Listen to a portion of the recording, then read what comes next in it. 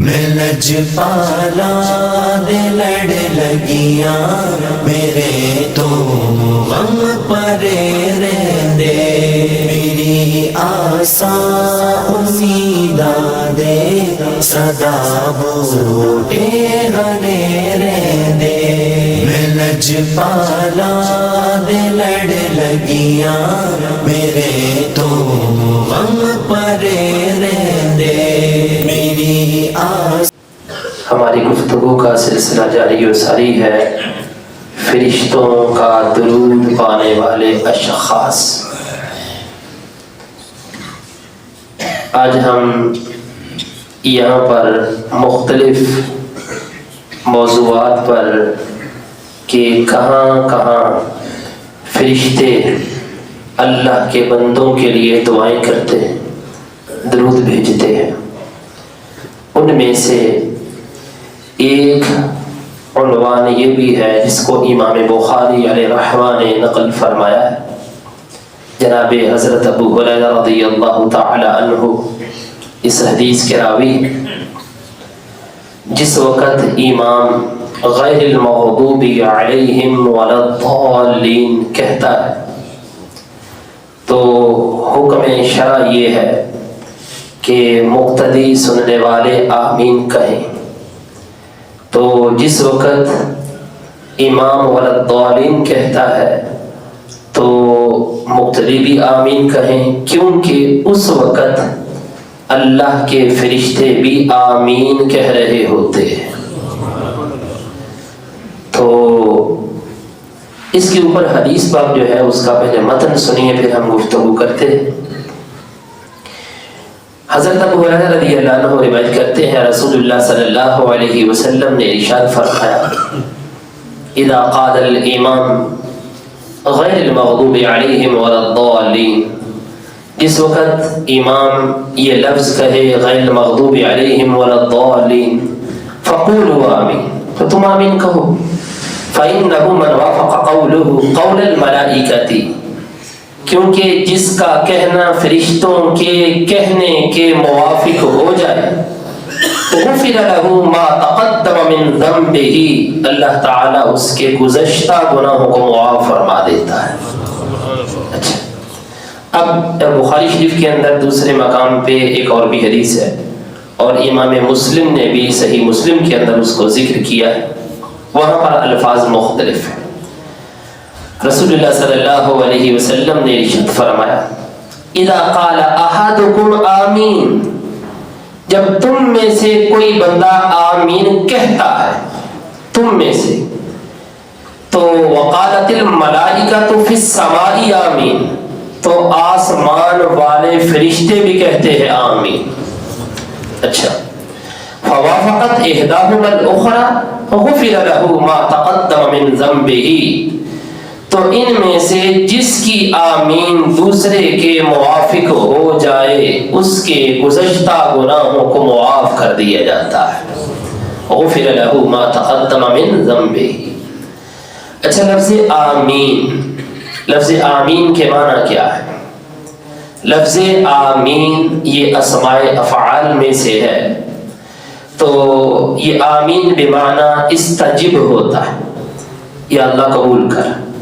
مطلب یہ ہے کہ جس وقت امام کہہ رہا ہوتا ہے غیر المغضوب علیہم ولا الضالین، بندے بھی کہتے ہیں آمین تو فرشتے بھی کہتے ہیں آمین۔ مطلب یہ ہے بندے کہتے ہیں یا اللہ قبول فرما، تو فرشتے بھی ساتھ سفارشی بن کے کہتے ہیں یا اللہ ان کی دعا کو قبول فرما۔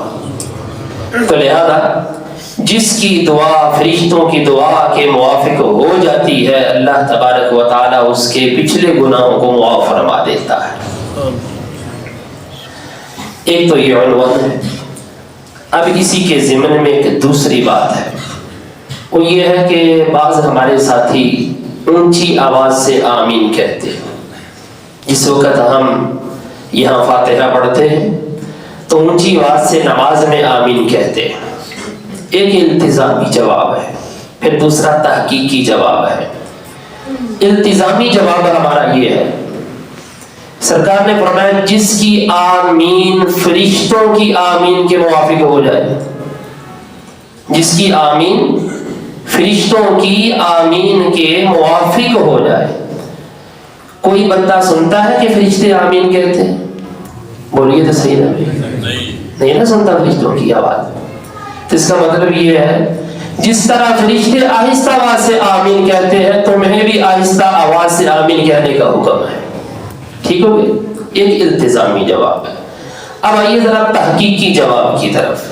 تحقیقی جواب کیا ہے اس کا؟ قاضی بیضاوی رحمۃ اللہ تعالی علیہ سورہ فاتحہ کی جس وقت تفسیر لکھتے ہیں تو آخر پہ جس وقت آمین کی باری آتی ہے تو اس کے فقہی احکام درج کرتے ہوئے 2 حدیثیں ذکر کرتے ہیں قاضی بیضاوی رحمۃ اللہ تعالی علیہ. پہلے دونوں حدیثوں کا خلاصہ سن لیجیے. پہلی حدیث یہ کہتی ہے نبی پاک علیہ الصلوۃ والسلام نے فرمایا ہے کہ آمین اونچی آواز سے کہو. اور دوسری حدیث یہ کہتی ہے کہ آمین آہستہ آواز سے کہو. حدیثیں دونوں طرف ہی، ادھر اونچی آواز سے ادھر آہستہ آواز سے، دونوں طرف حدیثیں. موافقت کیا ہے؟ ہم آہستہ آواز میں پڑھنے کے قائل ہیں کہ آہستہ آواز میں آمین کہی جائے اور وہ کہتے ہیں کہ اونچی آواز سے آمین کہی جائے. تو کیا جو اونچی آواز والی حدیث ہے وہ صحیح ہے یا دوسری صحیح ہے؟ دونوں کے اندر تطبیق کیا ہے؟ حدیثیں دونوں درست ہیں. یاد رکھیے کوئی اس کے اندر ایسا نہیں ہے کہ حدیثیں درست نہ ہو، دونوں حدیثیں درست ہیں. لیکن تطبیق کیا ہے؟ تطبیق یہ ہے کہ نبی پاک علیہ الصلوۃ والسلام نے پہل اونچی آواز سے آمین پڑھنے کا حکم دیا. ابھی شروع اسلام تھا نا تو لوگوں کو معلومات نہیں تھی کہ وَلَضَّالِّينَ کے بعد کیا پڑھنا ہے اور کیسے پڑھنا ہے. جس وقت لوگ سیکھ گئے تو آپ آہستہ آواز میں آمین کہنا شروع ہو گئے. لہذا دونوں حدیثوں کے اوپر عمل ہو گیا. پہل یہی تھا، بعد میں نبی پاک علیہ الصلوۃ والسلام نے آہستہ آواز میں آمین کہنے کا حکم دے دیا. اب دونوں حدیثیں سن لیجیے. جو لوگ کہتے ہیں کہ آمین اونچی آواز سے پڑھنی چاہیے وہ حدیث وائل بن حجر سے روایت کرتے ہیں انہ علیہ الصلوۃ والسلام کان اذا قرأ وَلَضَّالِّينَ قال آمین ورفع بها صوته. نبی پاک علیہ الصلوۃ والسلام جب وَلَضَّالِّينَ کہتے تو آپ آمین بھی کہتے اور اونچی آواز سے آمین کہتے. یہ پہلی حدیث ہے.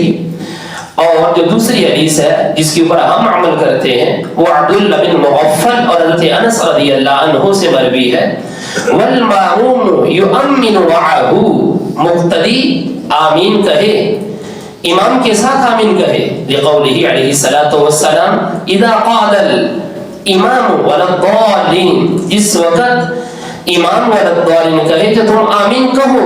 کیوں؟ فَإِنَّ الْمَلَائِكَةَ تَقُولُ آمین، کیونکہ فرشتے بھی آمین کہہ رہے ہوتے ہیں. فَمَنْ وَافَقَ تَأْمِينَهُ تَأْمِينَ الْمَلَائِكَةِ غُفِرَ لَهُ مَا تَقَدَّمَ مِنْ ذَنبِهِ.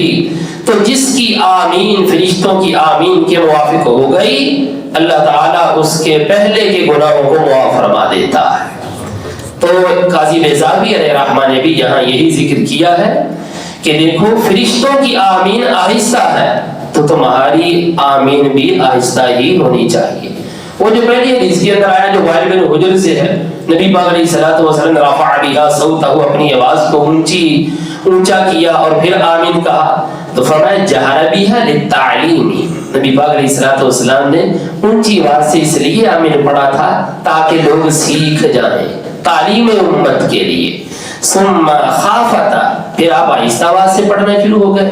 لأنه دعاء ومن شأنه الإخفاء، کیونکہ یہ جو آمین ہے یہ ایک دعا ہے تو دعا کی شان یہ ہے کہ آہستہ آواز سے ہی مانگی جائے.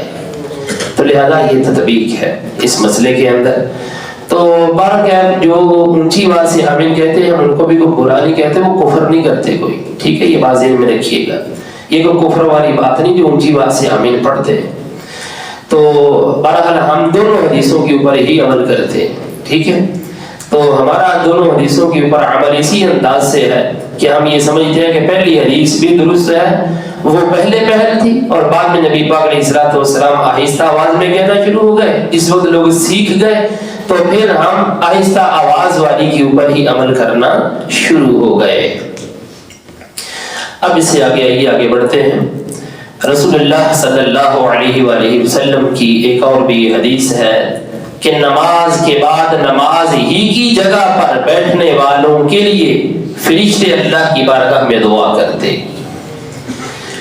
اس دن ہم نے پڑھا تھا کہ نماز کے انتظار میں بیٹھنا، ان نماز سے پہلے نماز کے انتظار میں بیٹھنا۔ آج یہ حدیث ہے کہ نماز پڑھنے کے بعد اسی جگہ پہ بیٹھے رہنا، اس کا کیا فائدہ ہے؟ شرع کے اندر نبی پاک علیہ الصلوۃ والسلام کیا ارشاد فرماتے ہیں؟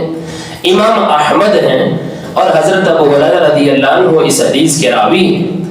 رسول اللہ صلی اللہ علیہ وسلم نے ارشاد فرمایا الملائکۃ تصلی علی احدکم ما دام فی مصلی، کہ فرشتے تم میں سے ہر ایک کے اوپر درود پڑھتے رہتے ہیں ما دام فی مصلاہ الذی صلی فیہ، جب تک وہ اس جگہ پہ بیٹھا رہتا ہے جس جگہ میں اس نے نماز پڑھی۔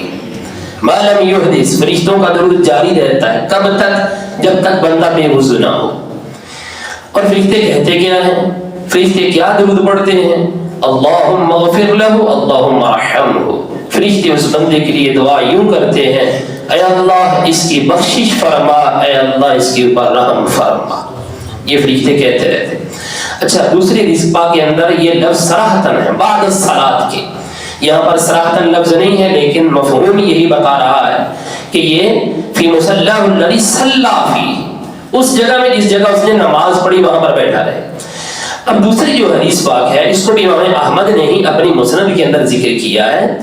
مولا علی کرم اللہ تعالی وجہہ الکریم اس حدیث کے راوی ہیں۔ رسول اللہ صلی اللہ علیہ وسلم نے فرمایا ان العبد اذا جلس فی مصلاہ بعد الصلاۃ، بندہ جس وقت اس جگہ پہ بیٹھا رہتا ہے نماز کے بعد جس جگہ اس نے نماز پڑھی، تو صلت علیہ الملائکہ، تو اللہ کے فرشتے اس بندے کے واسطے درود بھیجتے ہیں، یعنی اس کے لیے دعا کرتے ہیں۔ وصلاتہم علیہ، اور فرشتوں کا درود اس بندے کے لیے یہ ہے اللہم اغفر لہ اللہم ارحمہ، اے اللہ اس بندے کی بخشش فرما، اے اللہ اس بندے کے اوپر رحم فرما۔ لہذا فرشتوں کی دعا لینے کا ایک ذریعہ یہ بھی ہے کہ نماز پڑھنے کے بعد کچھ دیر بندہ اپنی جگہ پہ بیٹھا رہے۔ اچھا، اس کے اوپر بھی محدثین نے گفتگو کی ہے، جس طرح حافظ ابن حجر اسقلانی فتح الباری کے اندر لکھتے ہیں، عمدۃ القاری شرح صحیح بخاری کے اندر علامہ بدر الدین عینی رحمۃ اللہ تعالی علیہ بخاری شریف کے اندر بھی یہ روایت گزری۔ وہ کہتے ہیں کہ دیکھیے کیا اس سے یہی مراد ہے کہ بندے نے جس جگہ نماز پڑھی ہے وہیں پر بیٹھا رہے، منتقلی نہ کرے، ادھر سے اٹھ کر ادھر نہ کرے، کیا اس سے یہی مراد ہے؟ وہ کہتے ہیں اس طرح بطور تمثیل ہے یہ۔ فرماتے ہیں کہ اگر بندہ تھوڑی بہت جگہ بدل بھی لے تو تب بھی اس کے واسطے یہی اجر ہے۔ دونوں محدثین کا جو متفق علی تجزیہ ہے اس حدیث کے اوپر وہ یہی ہے، یہ ہے کہ وہ نقل مکانی اس طرح نہ کرے کہ ایک مکان سے اٹھ کر دوسرے مکان میں چلا جائے، اس طرح نہ کرے، یہ ہے کہ اس جگہ پہ یعنی اس کمرے کے اندر آگے پیچھے دائیں بائیں ہو سکتا ہے لیکن دوسرے کمرے میں جانے سے یہ فضیلت وہ نہیں پا سکتے۔ پھر اس کے اوپر انہوں نے ایک اور سوال وارد کیا کہ ایسی خواتین جو گھر کے اندر نماز پڑھتی گھر میں، تو آیا کہ وہ بھی نماز پڑھنے کے بعد اپنے مصلی پہ بیٹھے رہیں اور ورد وظیفے کرتے رہیں، تو کیا ان کو بھی یہ اجر ملے گا؟ تو بالکل ان کے واسطے بھی یہی اجر ہے کہ اگر وہ اپنے مصلی کے اوپر بیٹھ کر کے ورد وظیفہ کرتی ہیں تو ان کے واسطے بھی فرشتوں کی دعا کا یہی اجر ہے۔ یہ صرف مردوں کے واسطے نہیں ہے، خواتین بھی اسی کے اندر شامل ہیں۔ انشاءاللہ پھر ہم مزید گفتگو کریں گے۔ دعا ہے اللہ رب العزت ہم سب کو قرآن و سنت کے فہم کی برکت عطا فرمائے۔